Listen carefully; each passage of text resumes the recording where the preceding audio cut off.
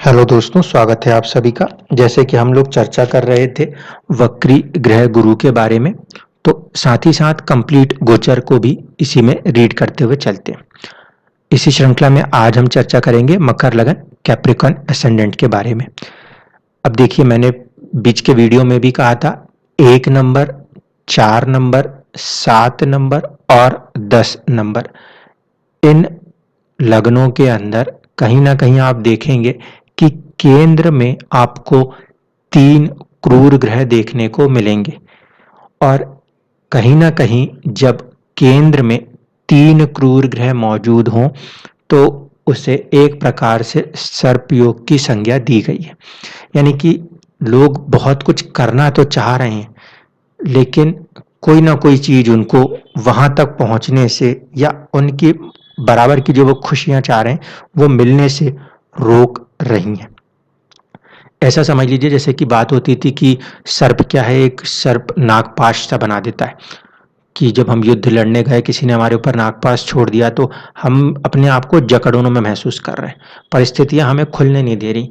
ये चुनौतियां आज की तारीख में मेष लगन, कहीं ना कहीं आपके कर्क लगन, आपके तुला लगन और साथ ही साथ आपके मकर लगन के साथ महसूस हो रही है। पहली चीज, अब देखें फर्स्ट हाउस 10 नंबर की राशि, वहां पे शनि खुद बैठे, अपनी ही राशि के स्वामी होकर शनि वहां पे बैठे हुए हैं। ठीक है, कहीं ना कहीं जो उनकी दृष्टियां हैं वो आपके कर्म क्षेत्र के ऊपर 10वीं दृष्टि प्रभावित करेगी। एक चीज तो ये हुई। ठीक, साथ ही साथ तीसरी दृष्टि जो है वो साहस और पराक्रम के ऊपर है, और 7वीं दृष्टि जो है वो साझेदारी के ऊपर है, दूसरे लोगों के साथ जुड़ने के ऊपर है। अब सामने वाले लोग आपके दोस्त भी हो सकते हैं या आप कहीं पे किन्हीं से भी बाहर मिल रहे हैं, वो सब 7वें भाव में आएंगे। तीसरा जो भाव है वो कम्युनिकेशन का है, छोटे भाई बहनों का है, साहस का है, पराक्रम का है। इनके ऊपर शनि जैसे ग्रहों की दृष्टि है। क्योंकि शनि फर्स्ट हाउस लगन के स्वामी है तो वो कोशिश अपनी ओर से तो पॉजिटिव कर रहे हैं कि इन चीजों को हम संयम के साथ, पेशेंस के साथ संभाल के रख सके। लेकिन शनि खुद भी वक्री है, तो जब उनका कारकत्व है संयम, पेशेंस, हार्ड वर्क, कहीं ना कहीं इन चीजों के अंदर चुनौती दे रहे हैं। हार्ड वर्क तो करवा रहे हैं, लेकिन उस हार्ड वर्क के बाद भी अपने अंदर खुद में जो एक पेशेंस होना चाहिए उसे कम करके डिस्टर्ब कर रहे हैं। दूसरी बात, शनि जो हैं वो वक्री अवस्था में बैठकर 50% एक घर पीछे का प्रभाव देने लगेंगे। जैसे ही हम यहाँ पे 12वें भाव में 50% शनि को बिठाएंगे तो क्या हो रहा है कि किसी ना किसी चीज को लेकर सोचकर आप महसूस करेंगे कि अंदर ही अंदर आप दुखी हो रहे हैं, मानसिक तौर पे कोई ना कोई परेशानी बिना वजह अपने आप ही चली आ रही होगी। एक काम करके अपन फ्री हुए, कहीं दूसरे काम के अंदर फिर कोई मानसिक परेशानी शुरू हो गई। ये परिस्थिति इस समय जो शनि का वक्रत्व है वो दर्शा रहे हैं। शनि की जो वक्री अवस्था है ये तकरीबन तकरीबन अक्टूबर में 21 या 22 तारीख को जाके समाप्त होगी। तो वहां पे जाके जो मानसिक परेशानियां हो रही हैं शनि के वक्री होने के कारण, उसमें कुछ कमी आएगी। शनि धन भाव के भी स्वामी हैं, लगन के अंदर आके वक्री हो रहे हैं तो धन के प्रभाव में भी थोड़ा सा कमी महसूस करा रहे हैं। बचत के मामले में बात कर रहा हूं, अर्निंग्स के मामले में नहीं।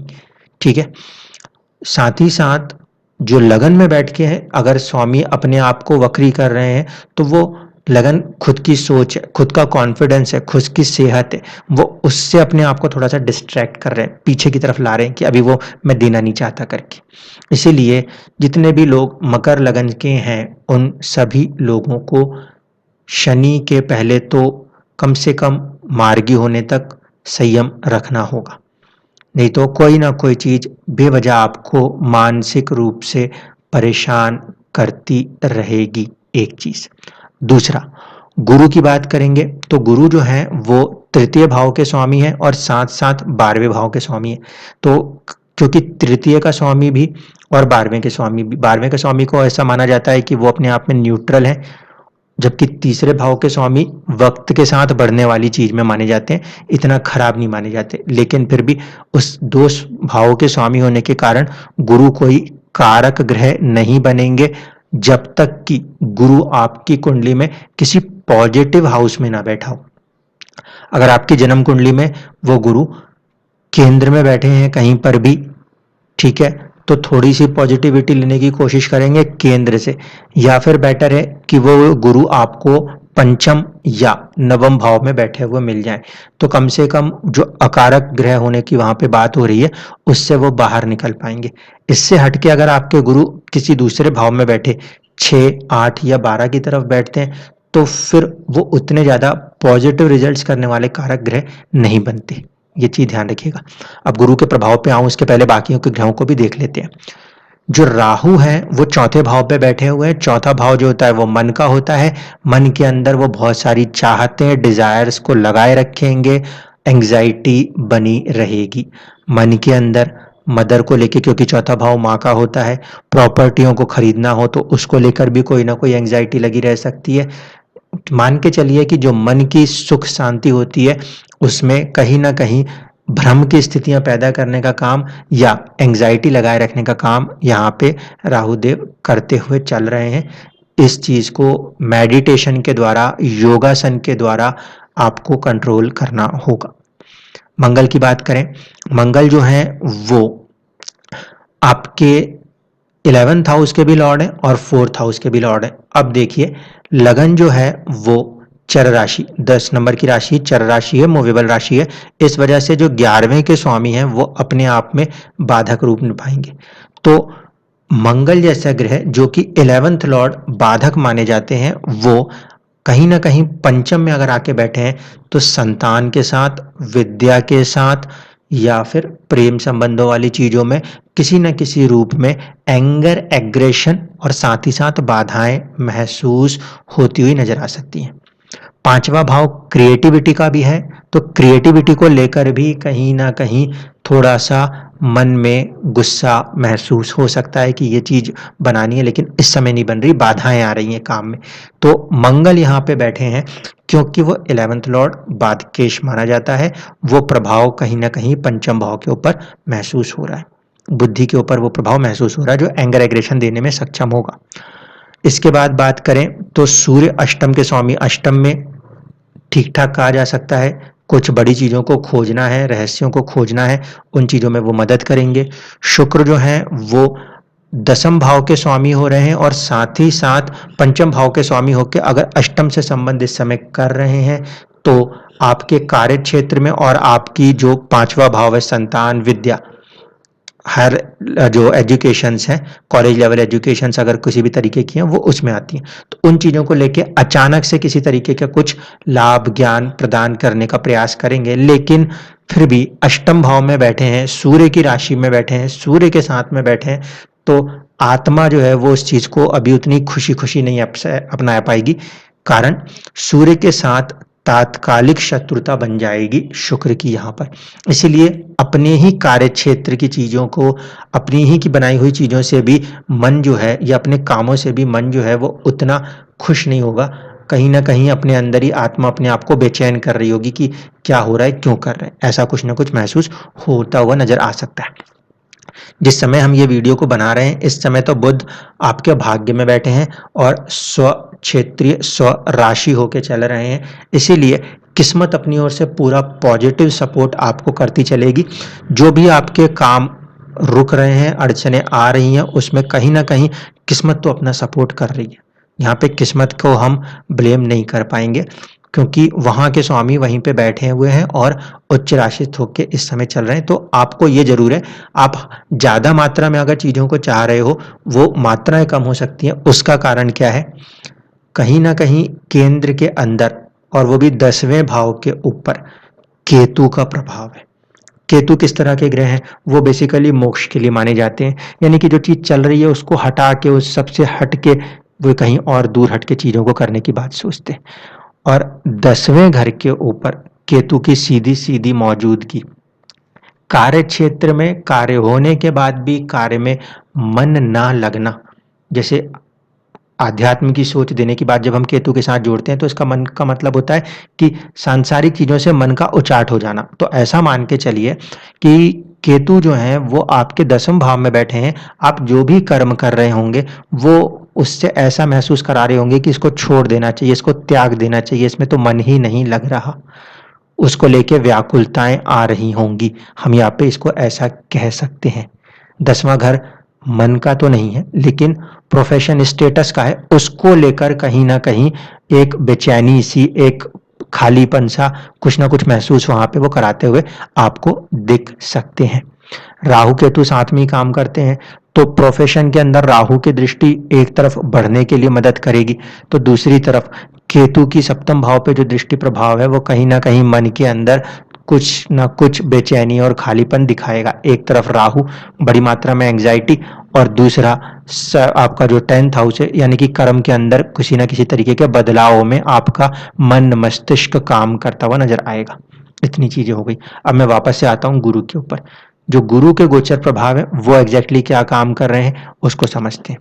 पहले मैंने आपको बता दिया कि गुरु जो है इस पर्टिकुलर लगन में कारक तब तक नहीं होंगे जब तक कि वो या तो पंचम या तो नवम या किसी केंद्र में ना आ जाए, एक चीज। दूसरा, गुरु तीसरे भाव में बैठे हैं, और तीसरा भाव जो होता है वो रिप्रेजेंट करता है कहीं ना कहीं इंसान के जिंदगी में कम्युनिकेशंस को।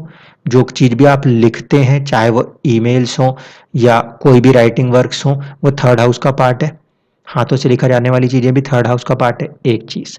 दूसरा, तीसरा ही भाव आपको साहस और पराक्रम दिखाता है। तो जब वहां का स्वामी वहां बैठ के वक्री हो जाए, यानी कि उस चीज को देने से मना करने लगे, तो इसका मतलब है आप अपने अंदर अपने आपे को खोने लगेंगे। जो आपका साहस और पराक्रम है वो क्या होता है? साहस और पराक्रम ये नहीं है कि किसी चीज को लेके युद्ध करना है। साहस और पराक्रम का मतलब है किसी भी कठोर से कठोर चुनौती में आप अपने आप को कितना मजबूती से खड़ा रख सकते हैं।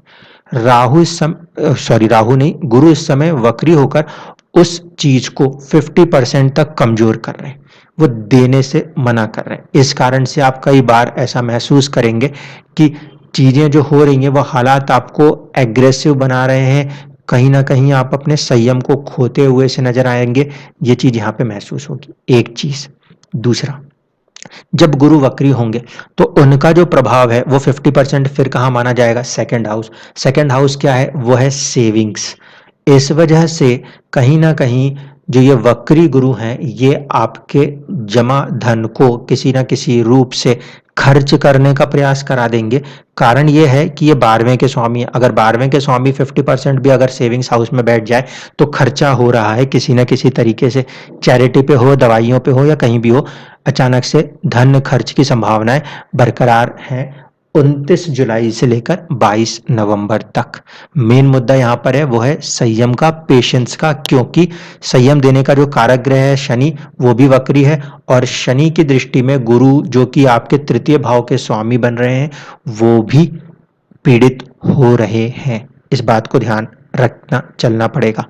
अब अगर इसको जिस तरीके से हम मंथ वाइज बात करें तो 29 जुलाई से लेकर 24 अगस्त तक गुरु के यहाँ पे वक्री होने का प्रभाव आपको अपने जिंदगी में या तो बड़े भाई बहनों के साथ या फिर अपनी अर्निंग्स के ऊपर देखने को मिला होगा। ठीक है, तकरीबन तकरीबन 24 अगस्त तक ये वक्री गुरु का प्रभाव कहीं ना कहीं आपकी जो अर्निंग्स हैं या आपके गेन्स हैं, अगर आप शेयर मार्केट में हो तो वहां पे गेन्स हैं, अगर आप डे टू डे लाइफ के वर्किंग जॉब्स में हो तो वहां पे आपकी अर्निंग्स है, और रिलेशंस में आपके बड़े भाई बहन, इनके साथ चुनौतियां इस पीरियड में पहले देते हुए नजर आएंगे। जो दूसरा फेज है वो है 24 अगस्त से लेकर 24 सितंबर तक का, और 24 अगस्त से लेकर 24 सितंबर के बीच में ये गुरु का जो प्रभाव है वो आपके कार्य क्षेत्र के ऊपर प्रभाव करेगा। अब गुरु नैसर्गिक तो शुभ ग्रह ही है, तो हो सकता है कि कोई काम मिलता हुआ भी दिखे, कभी कभी कोई काम जाता हुआ भी दिखे। क्यों? क्योंकि एक तरफ से नैसर्गिक शुभता है, लेकिन लगन के हिसाब से बात करें तो उनकी जो क्वालिटी है वो क्या है? साहस और पराक्रम देना। दूसरी तरफ से 12वें का स्वामी होने के कारण किसी ना किसी चीज का लॉस कर देना। मूल त्रिकोण राशि 9 नंबर 12वें भाव में है, तो गुरु के अंदर एक पोटेंशियल है किसी भी चीज का लॉस, 12th हाउस खर्च कर देने का। तो इस वजह से प्रोफेशन के अंदर भी वो आपको, जो पीरियड में आपसे कह रहा हूं 24 अगस्त से लेकर 24 सितंबर तक, इस पीरियड में वो आपके प्रोफेशन के अंदर भी कुछ ऐसी स्थितियों को दे रहे होंगे कभी वो चीज़ें आपको दे रहे हैं तो देने के बाद भी वहाँ से मन को इस तरह से बना रहे हैं कि इसको त्याग देना चाहिए, छोड़ देना चाहिए, खर्च कर देना चाहिए। इसके बाद 24 सितंबर से लेकर 20 अक्टूबर तक का जो समय रहने वाला है वो ये वक्री गुरु आपके किस्मत के ऊपर प्रभाव कर सकते हैं, क्योंकि यहाँ पे बात अब हम 9th हाउस की कर रहे हैं, तो फादर को लेकर, लंबी यात्राओं को लेकर, या फिर किसी भी तरह से आपको अचानक से देवी कृपा जो हो बोली जाती है या आपकी किस्मत बोली जाती है, उससे आपको कुछ फल देने का प्रयास करेंगे। अब उसमें दोनों चीजें बन सकती हैं। अगर ऐसा देखा जाए कि 12वें का प्रभाव लेकर गुरु काम कर रहे हैं या तीसरे का प्रभाव लेकर गुरु काम कर रहे हैं, तो आप मान के चलिए कि 24 सितंबर से लेकर 20 अक्टूबर के पीरियड के बीच में किसी भी तरह की लंबी यात्राओं को ये करा सकते हैं, ये पोटेंशियल रहेगा, या फिर अचानक से किस्मत से किसी रूप में धन खर्च हो, इसको ऐसे भी रीड किया जा सकता है। फर्दर लंबी यात्राएं, हायर लर्निंग्स, हायर एजुकेशन, इन चीजों के ऊपर जो कि 9th हाउस दर्शाते हैं। इसके बाद की बात करें तो 20 अक्टूबर से लेकर 22 नवंबर तक गुरु का जो प्रभाव है वह अष्टम पे रहने वाला है। अष्टम पे अगर प्रभाव महसूस होता है तो यहाँ पे हो सकता है कि कुछ रहस्यमय चीजों की खोज हो रही हो, जो लोग मैरिड हैं उनको ससुराल पक्ष से कोई चीजों की चुनौतियां महसूस हो रही हों, या फिर जो लोग मैरिड नहीं भी हैं लेकिन डे टू डे लाइफ में सभी के ऊपर जब वो प्रभाव देखेंगे तो किसी ना किसी चीज को खोजने के लिए आपको प्रेरित करेंगे। तो वहां पे जब 12th हाउस के लॉर्ड और 8 से संबंध बने तो हम उसको फिर भी एक पॉजिटिव वे में देख सकते हैं कि जिंदगी में उतना जो समय है 20 अक्टूबर से लेकर 22 नवंबर तक, वो आपको अपने अंदर छुपी हुई प्रतिभाओं को खोज कर बाहर निकालने में मदद कर सकते हैं। ये चीज रहने वाली है यहाँ पे वक्री गुरु ग्रह के प्रभाव के कारण। सिर्फ उन लोगों को ज्यादा चुनौतियां महसूस होंगी जिन लोगों की कुंडली में गुरु नीच राशिस्थ जन्म के समय में बैठे हों, क्योंकि अगर उस तरीके से गुरु की दशा चल रही होगी तो फिर आप काफी ज्यादा अपने आप को हर एक क्षेत्र में परेशान महसूस कर रहे होंगे। जिन लोगों की गुरु की दशा चल रही है लेकिन वो लगन में 10 नंबर की राशि में नहीं है, वो जहां भी फिर गुरु बैठे होंगे उस भाव के हिसाब से कहीं ना कहीं वो चुनौतियां महसूस कर रहे होंगे। और ये जो वक्रत्व वाली चीज मैंने आपको बताई, ये चीज आपको 22 नवंबर तक परेशान कर सकती है। शनि का जो वक्री प्रभाव आपको परेशान कर रहा है मानसिक रूप से, वो प्रभाव आप लोगों की जिंदगी में तकरीबन 21 या 22 अक्टूबर तक रहेगा। उसके बाद आपके सोचने के ढंग में और आपकी जो परेशानियां आ रही है नेचुरली, उसमें कमी आती हुई आप लोगों को नजर आएगी। धन्यवाद।